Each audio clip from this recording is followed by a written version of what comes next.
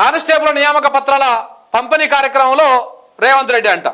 ఇక ఈ నియామక పత్రాలు ఎక్కడివి అయ్యా, ఇక ఇది కూడా చూపిస్తాం మీకు. ఇక చూడండి ఒకసారి, ఈ 15,000 ఉద్యోగాలు నేనే ఇచ్చా చెప్పుకుంటున్నాడు కదా, దాని కథ చూడండి ఇక్కడ.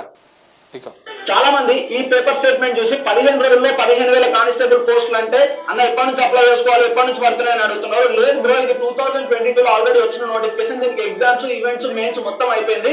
కానీ కొన్ని కోర్టు కేసుల వల్ల అక్కడ ఆగిపోయింది 1 year. దాని తర్వాత ఇప్పుడు TSL PRB హైకోర్టుకి వెళ్ళి పర్మిషన్ తీసుకుంది, చేసుకోవచ్చు అని చెప్పేసి. అందుకు వాళ్ళకి ఇప్పుడు మెడికల్ జరుగుతుంది. మెడికల్ అయిపోయిన తర్వాత వాళ్ళకి February 19th నుంచి వాళ్ళకి ట్రైనింగ్ కూడా స్టార్ట్ అవ్వబోతుంది. ఇది పాత నోటిఫికేషనే, బట్ ఇప్పుడు ఫుల్ఫిల్ చేస్తారు. అండ్ కొత్త నోటిఫికేషన్ విషయానికి వస్తే ఎట్లుంటదంటే, ఇప్పుడు మనకి జాబ్ క్యాలెండర్ అని చెప్పి 1 year కి రిలీజ్ చేస్తా అంటారు కదా మన సీఎం గారు.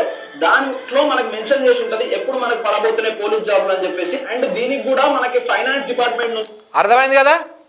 ఆ పోస్టులు ఎప్పటివి?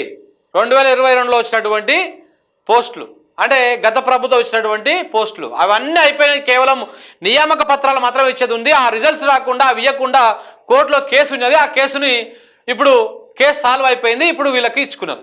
అంతకు మించి ఇంకొకటి ఏం లేదు. ఇప్పుడు ఈ 15,000 కూడా ఆయన ఖాతాలో వేసుకున్నాడు. నేను ఇస్తా 2 లక్షల ఉద్యోగాలలో మొన్న ఇచ్చిన 7,000, ఇవి 15,000, 22,000 అప్పుడే ఆయన ఖాతాలో వేసుకున్నాడు. ఈ విధంగా ఉంటుంది అన్నమాట రేవంత్ రెడ్డి గుంపు మేస్త్రి పాలన. మీకు ఇది ఇక ఇంతమందికి ఇచ్చిరు అని చెప్పేసి రాసుకున్నాడు. ఇదేదో ఇచ్చినట్టు దీవిస్తున్నట్టు ఆ ముఖము, ఆ స్మైల్ చూడండి ఎట్లా ఉందో.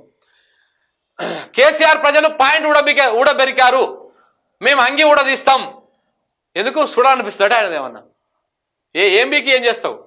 సీఎంను ఏం బీకడానికి పోయిండ్రు అంటావా?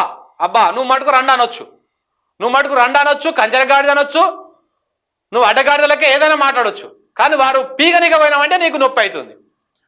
సీఎం కేంద్ర మంత్రిగా చేసిన వాళ్ళు ఇట్లనే నా మాట్లాడేది. మరి అంటే నువ్వు మాట్లాడొచ్చు అన్నమాట. ఇట్లా సీఎంగా ఉండి నువ్వు ఏదైనా మాట్లాడొచ్చు. రండి అనొచ్చు, కంచెరగాడిద అనొచ్చు, తొక్కుతా అనొచ్చు, పండబెడతా అనొచ్చు. వీటిలో నువ్వు బాగా ఎక్స్పర్ట్ కాబట్టి నువ్వు ఏమైనా అనొచ్చు అన్నమాట. సచిన పామును ఎవరైనా చంపుతారా?